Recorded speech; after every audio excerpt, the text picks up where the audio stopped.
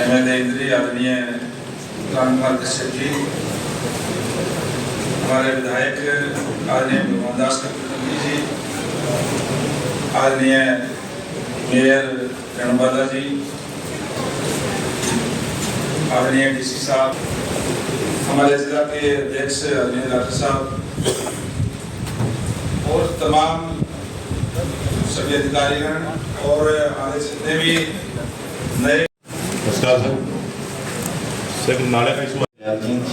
गाँव शामली निवासी शिकायतकर्ता से आग्रह कि वह मंच के सामने पहुंचे और न्यू इंडिया कंपनी के अधिकारियों से निवेदन लगाए और अपनी रिपोर्ट प्रस्तुत करें।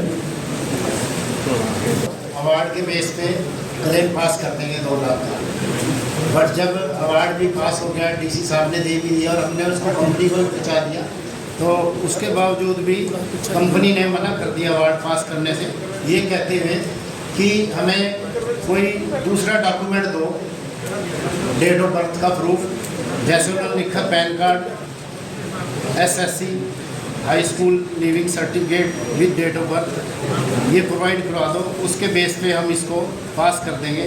और कंपनी ने मेल डाल दी सर कि प्रोसेसिंग ऑफिसर जो डीलिंग ऑफिसर है वो बेंगलोर में है, तो हम आएंगे नहीं क्योंकि वहाँ पर खनाल बहुत ज़्यादा दूर है, और उन्होंने ये कहते हुए इस क्लेम को रिजेक्ट कर दिया।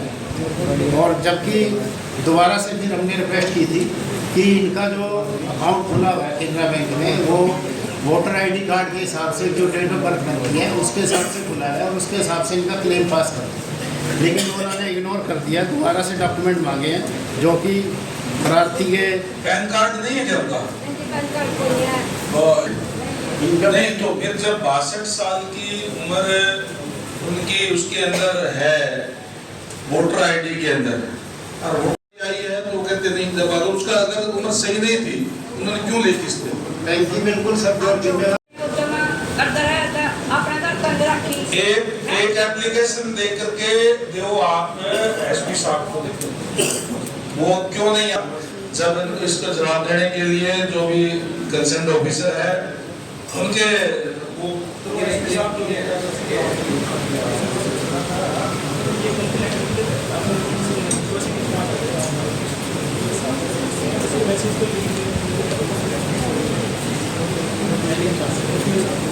ठीक है, आप करें, इनको जो कंप्लेंट करें कि वो आए नहीं, बिल्कुल आज मीटिंग के अंदर आना चाहिए था। SP साहब को इस तरीके से जो लोग हैं बेचारे, हमने एक सिस्टम बनाया हुआ है कि अब जो पुराना हमारा जो वोटर ID कार्ड जो बना हुआ है उसको ऑथेंटिक डॉक्यूमेंट मानते हैं इस टाइप के लोगों का, उनको मानना चाहिए था। किस्त उनके पास आ रही है, उनको आप कंप्लेंट दो और उनके अगले उसमें उनके वार्ड जारी करेंगे, जो भी करेंगे वो करेंगे, कार्रवाई तो लीगल बढ़ेगी। SP साहब को उनकी कंप्लेंट दे देते हैं कि वो एब्सेंट रहे हैं इस मीटिंग में। एब्सेंट नहीं, आप ये बताओ कि इनका वोटर कार्ड है उसको आपने नहीं माना है और इस पे जो कार्रवाई गलती हो गए वो क्या दे दो ना, वो भी करें, वो आना चाहिए था, वो आए क्यों नहीं? आना चाहिए था, कनाल दूर है या नजदीक, इस बात से क्या ठीक है, इसी का ब्यौरा देते रहे आपके डिटेल लिख के ना आज ही देना, आज ही दे देंगे। बोल दिया अधिकारियों को, कार्रवाई होगी, ठीक है। दिया था, तो उसके बावजूद भी इन्होंने क्लेम पास करने से मना कर दिया। तो आज इसमें लाइफ इंश्योरेंस कॉर्पोरेशन खरनाल के अधिकारी भी आए हैं और ग्रामीण बैंक के भी अधिकारी आए हैं, तो मैं ग्रामीण बैंक के अधिकारी से बताऊंगा कि वो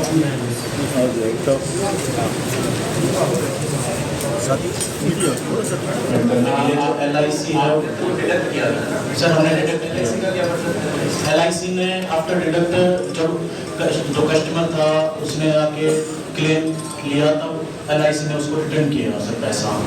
सर जी ये रिटर्न बाद में किया, वो मैडम हमें सारा वो हमें पता है, वो पिछले मीटिंग में आप नहीं आ रहे हो, 2-3 मीटिंग से वो हमें सारा पता है। ये पिछली बार की बात हुई थी कि हम हमारी तरफ से करते हैं, LIC से भी बात करी थी कि भाई हाँ इनको केस बनता है, इनका भी लेन देन पहले जब तुमसे किस्त ले ली जी सर, कोई दिक्कत नहीं जी सर, अगर ठीक ठाक रहता, अगर वो कोई दिक्कत ना होती फिर तो आपने किस्त ले ली थी। वो सर LIC ने भी किस्त ले ली, LIC ने किस्त ले ली, लेकिन जब LIC ने किस्त ले ली तो अब अगर ये घटना हो गई तो फिर वो दे क्यों नहीं रहे? वो सर LIC वाले इसलिए अगर एलिजिबल नहीं थे तो किसने लेनी चाहिए थी? जी सर। अगर किस्त ली है तो अब इनका दे कौन देगा? LIC से बताएं जी। परम आदरणीय cabinet minister and dignitaries on the dais. Sir, इसमें क्या है कि मैं थोड़ा सा स्कीम के बारे में बताना चाहता हूँ। ये स्कीम 9 मई 2015 को परम आदरणीय प्रधानमंत्री श्री नरेंद्र मोदी जी ने कलकत्ता में लॉन्च की थी और इसका जो गाइडलाइन बनाई थी वो डिपार्टमेंट ऑफ फाइनेंशियल सर्विसेज ने बनाई थी, मिनिस्ट्री ऑफ फाइनेंस ने। तो उस टाइम इस स्कीम के सारे रूल्स गाइडलाइंस उसकी सारी पेश की गई थी और प्रधानमंत्री जी ने भी वहाँ बैठ के सारा इसके बारे में ब्यौरा दिया था और उन्होंने यहाँ तक कहा था कि अगर किसी की हेल्थ इशू भी है तब भी इसको क्लेम देंगे। तो सर, इसके फीचर क्या है कि जो DFS ने गाइडलाइन बनाई कि कोई भी आदमी 18 साल कंप्लीटेड एज होती है, यानी कि 18 साल से 1 साल भी कम होगा वो एंटर नहीं कर पाएगा, वो इस स्कीम में एलिजिबल होगा। और एक होती है sir age at entry maximum कि कब तक उस स्कीम में आ सकता है। तो उसके अंदर सर उन्होंने एक वर्ड यूज़ किया 50 ईयर नियर बर्थडे। उसमें कस्टमर को एक बेनिफिट दिया गया कि 50 साल के बाद भी 5 महीने 29 दिन तक वो इस स्कीम में एंटर कर सकता है, क्योंकि ये मोदी जी का विजन था, क्योंकि उनको पता था कि कहीं एवरेज एज का बीच में चक्कर पड़ेगा।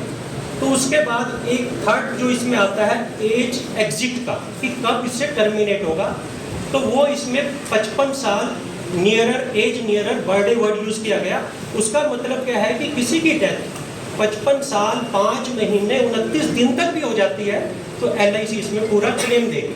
तो इसमें सर क्या होता है, इंश्योरेंस में प्रीमियम पे करने की जो तिथि होती है वो 1 साल एडवांस होती है, 1 साल एडवांस प्रीमियम लेते हैं। तो इसमें क्योंकि एज 55 साल 5 महीने 29 दिन टर्मिनेशन की थी, तो हम जो लास्ट प्रीमियम लेते हैं 54 साल 5 महीने 29 दिन तक लेते हैं। तो इसके अंदर जो प्रीमियम उनका आया था सर, वो आया था 54 साल 8 महीने के और 22 दिन के बाद। तो फिर इसका रिस्क कवर करना पड़ता 55 साल 8 महीने 22 दिन, which is the violation of the circular issued by DFS department of financial services. और इसके अंदर सर क्या हुआ कि जो इन्होंने हमें आज भी अभी मई में इन्होंने 23 करोड़ रुपया हमें डिपॉजिट दिया है, लेकिन उसकी फाइलें ये लोग देने में 3-4 महीने लगाते हैं। तो इस बात से इनका कोई मतलब नहीं है कि आपके फाइलें कब आई कैसे आई। नहीं, उसमें जो इस बात का जो आपके जो क्लाइंट है उसका क्या मतलब है यार, फाइल कब आई कब नहीं आई? नहीं सर, इसमें आप इनसे किस्त ली गई, किस्त के बाद सर LIC को दी गई। जी जी सर। अब ये घटना हो गई तो इनके क्यों नहीं दिए जाएगा? सर इसमें मैं आप मेरा सबमिशन ये है कि सर इसमें जो किस्त ली गई वो हमने हमारे पास 30 मई 2024 को काट के इन्होंने LIC को दी, लेकिन इन्होंने फाइलें हमें लेट भेजी और हमारे किसने फाइलें इन्होंने भेजी? क्या फाइलें किसने भेजनी थी? ये बैंक ने। इनका क्या मतलब है इस बात से यार? फाइलें किसने भेजी, क्या भेजी? सर इसमें ना इंटीमेशन डेथ का तो आप लोग बैंक के दे, जो आपने जो कोई भी दे दे आपको वो चाहिए। इसमें 2 पार्टीज है, एक तो बैंक है जो कि सारा प्रीमियम कलेक्ट करता है, डाटा बनाता है और LIC को देता है। तो उन्होंने हमारे को पहले क्या होता है कि अभी भी इन्होंने डिपॉजिट दिया, फाइलें देने में थोड़ा टाइम लगता है। तो जब हमने जब वो एडजस्ट की, वो एरर में गया, तो हमने उनका वो प्रीमियम रिफंड कर दिया। उसके बाद इनका डेथ इंटीमेशन आया हमारे पास, पहले नहीं आया सर। क्या अगर किसी की डेथ हो जाती जी सर, और ये कहते जी मैं तो किस डेट में लेट हो गया, मेरे तो जो पापा या मेरे पति हमने तो किस्त कल जमा कराई थी, वो पहले डेथ हो गई इसलिए करा नहीं पाए, उसका क्लेम दे दो क्या? नहीं आपकी फाइल कब आई, कैसे आई, इनके प्रीमियम से लगा? नहीं सर, इसमें वैसे भी एलिजिबल नहीं थे क्योंकि इनकी एज 54 साल। बैंक क्या आपका एजेंट है क्या? यस आपका एजेंट है? Yes yes. आपको आप जिम्मेदार है ना उसके, आपने बैंक को ऐसे क्यों एजेंट लगा रखे आपने? जो नहीं सर, ये ना एक मेमोरेंडम ऑफ अंडरस्टैंडिंग था। ये उस टाइम गवर्नमेंट ऑफ इंडिया का रूल्स बना था कि बैंक जो है अपने जो ये अकाउंट होल्डर है उनको एनरोल करेगा। तो ये मिनिस्ट्री ने ही सारा तय किया था और बैंक के लिए इसके लिए हम इनको 1.5 करोड़ रुपया हमने पे आउट भी किया है ताकि ये सारे रूल के अकॉर्डिंग भी हमारे को किस्त पे करें। अगर आप पिछले वक्त आप जिम्मेदार हो गए, LIC ने कोई ऐसा एग्रीमेंट किया है कि अगर भाई आपने कोई 1 दिन 2 दिन 5 दिन का अगर फालतू ले लिया तो बैंक जिम्मेदार होगा? इन्होंने तो पैसे दे दिए। नहीं सर, वो एलिजिबल ही नहीं थे। और अगर इनके पैसे, अगर ये घटना ना होती तो आप क्रिमिनल्स लेते हैं। नहीं सर, मैं आपको वही बता रहा हूँ, हमारा लास्ट ईयर सर 23 करोड़ रुपए हमारा दो चीजों का जी सवाल का जवाब देखो। पहली चीज तो आप ये कह रहे हो 55 year nearing the birthday. Yes 1 अगस्त किसी का बर्थडे है, 1 जनवरी 24 को मान लो इंश्योरेंस करवाया और 1 अगस्त 24 में उसका बर्थडे आ रहा है, अनफॉर्चुनेटली 1 जनवरी 2 जनवरी 3 जनवरी उसके 6 महीने के बाद 1 अगस्त की डेथ होती है, मेरे हिसाब से तो ये केस इसका ही मतलब है। नहीं, इसमें आपने अपना बना रखा है पहला ही नियरिंग बर्थडे तो ये मानता हूँ, उसने 1 जनवरी को करवाया और उसका 1 अगस्त बर्थडे है, 55 साल में 1 अगस्त को हो गया, 1 अगस्त 24 को, उसके बाद 6 महीने में आपको ये चीज कंसिडर करनी चाहिए। आपने अपना इंटरप्रिटेशन बना लिया। दूसरी चीज, आप कहीं एडवर्टाइज करते हो ये 55 साल लिखते हो या लिखते हो नियरिंग सर ये सुन लो, 3 सवाल है। तीसरा ये है जो नियरिंग 55 इयर्स ऑफ एज है, ये डिपार्टमेंट ऑफ फाइनेंशियल सर्विस का मेरे को एक बार कागज दिला दो। हाँ वो लगाया हुआ सर, डीएफ आपके एलआईसी का नहीं होते, ये डिपार्टमेंट ऑफ फाइनेंशियल सर्विस, ये सर उसकी साइट पे भी पड़ा है, मैं निकाल के एलआईसी का होगा। इनको जब पड़ी तो आपने मना कर दिया और आपका ऑडिट होना चाहिए कि आपने कितने ऐसे केसेस हैं जो उनके आपने बाद में रिटर्न किए डेथ वाले। सर ये डीएफएस का सर्कुलर भी है, ये दे देना, दे देना, ठीक है दे देना। डिपार्टमेंट ऑफ फाइनेंशियल सर्विसेज में ये लिखा हो, क्योंकि पिछले बार जो आदमी आए थे वो आपके एलआईसी का कागज दिखा रहे थे।